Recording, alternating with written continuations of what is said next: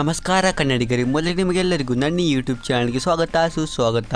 ಇಂದಿನ ಪಂದ್ಯದಲ್ಲಿ ಪಂಜಾಬ್ ಕಿಂಗ್ಸ್ ತಂಡ ಆರ್‌ಸಿಬಿಯ ಮುಂದೆ ಹೀನಾಯ ಸೋಲಿನ ಬಳಿಕ ಶ್ರೇಯಸ್ ಅಯ್ಯರ್ ಅವರು ಆರ್‌ಸಿಬಿಯ ಬಗ್ಗೆ ಒಂದು ದೊಡ್ಡ ಸ್ಟೇಟ್ಮೆಂಟ್ ಅನ್ನು ಕೊಟ್ಟರು.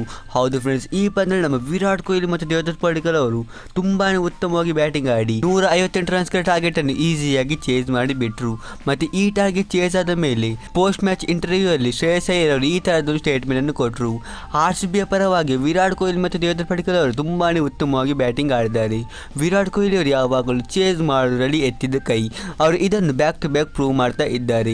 ಈ ಮ್ಯಾಚ್ ಅನ್ನು ಗೆದ್ದ ಮೇಲೆ ವಿರಾಟ್ ಕೊಹ್ಲಿ ಅವರು ನನಗೆ ಸ್ವಲ್ಪ ಉಳಿಸಿದ್ರು.